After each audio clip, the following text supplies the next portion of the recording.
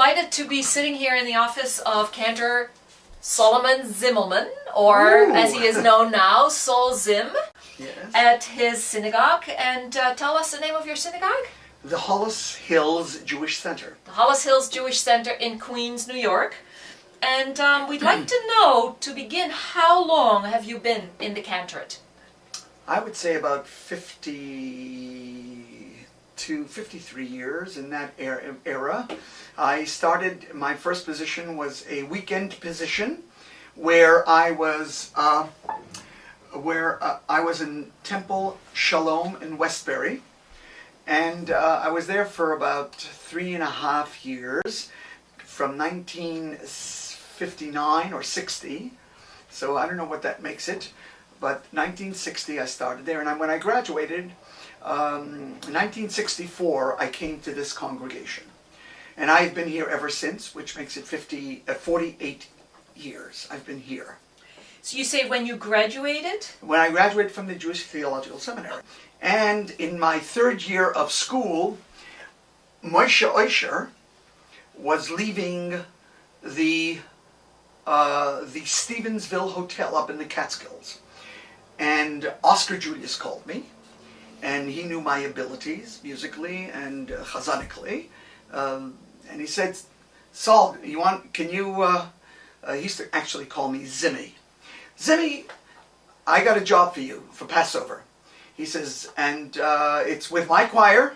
It'll be at the Stevensville, and we'll have about a 15-piece choir, and you're going to be the chazan. I said, what does it pay? I'm getting married in about a year. I said, what is it? He said, fine, you'll get $1,800 for the first 2 days and last 2 days. I said, what? I was only making $3,500 on a weekend job. I said, great. I said, who was there before? Moshe Oisher.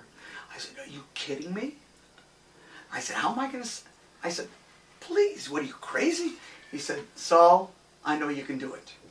So, one of the questions that they like to ask is about, describe what your cantorial style was, and you're mentioning some very different predecessors. Moshe Oisher, Pinchik, those are very different styles. What was your style like?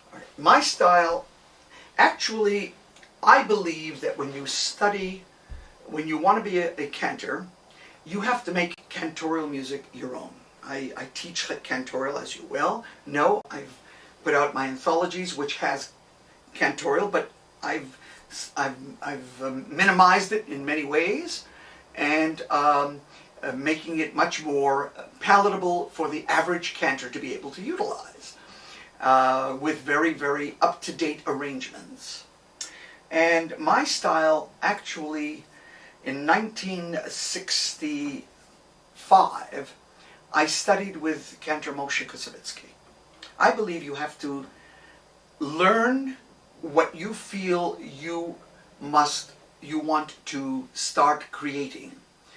And in order to really be a chazan, not a cantor, a chazan, you have to understand and create a style of your own, as you just suggested. Okay? My styling developed when I studied with Moshe and with David, and I learned there was a certain... I loved the elegance of that style, and when I studied with Moshe, I didn't want to study his compositions. I wanted to know how he thought, how he was able to improvise at the Amud, what he did on the pulpit to create that elegance that he had. And I used to go there for a 1-hour lesson, and I spent 4 to 5 hours with him, because he wasn't teaching anybody, Moshe. He didn't teach anybody but my brother and myself. So would you say that your responsibilities, like at this synagogue where you've been a long time, have your responsibilities changed, evolved over the years, or not really? No? I came to the synagogue originally because when I came here, they used to have like about 50 bnei mitzvah a year. And I wasn't teaching them. They had a shamash. And the shamash, He not only taught B'nai Mitzvah, but he did all of the services. When I came here, I didn't have to teach B'nai Mitzvah. I didn't have to. The only thing I always had was choirs. I always had 3 choirs going. I had a adult choir of about 35. When I came here, Morris Barish was my conductor. Wow. And then after Barish left, I had Paul Kavon. After Paul Kavon, I had Mati Lazar. These were all for about 10 years each. What change have you seen, in the American cantorate, and especially the Reform cantorate, over the last 60 years? Okay. I will tell you that when I started,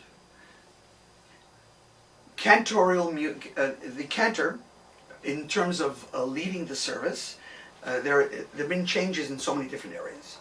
The cantor has become basically, in some cases, an assistant to the rabbi, and has become, meaning taking the position of almost shamash, but on a much higher level, meaning being educated in many different levels, meaning musically, meaning Hebraically, meaning doing pastoral work, even being able to deal with other situations when people have problems. They come to the cantor in many cases. That's one part. So there have been many different areas that it's changed, and it has changed on every single one of these levels. Okay. But what do you hope that your colleagues would say about you today? Well, I know what people say. Sol Zim is a showman. Well, I had to become a showman to do as many concerts as I do. But my passion is not being a showman. My passion is spreading my music that I know works so well on every level. Whether it's the folky style that I've written so much of, whether it's the Hasidic, real old Hasidic style, or whether it's the heavy Chazanut, whether it's the real, as I call it, Gladiator, Chazanut. I'll tell you, I look forward to the next number of years. I've lived a complete, full life of Jewish music, and as long as God gives me the ability, through my voice and ability to physically do my concerts, I will continue, because I enjoy that enormously. And I will also continue writing. These are the 2 things that I will never stop. And God bless you for giving me the opportunity to share these things with you.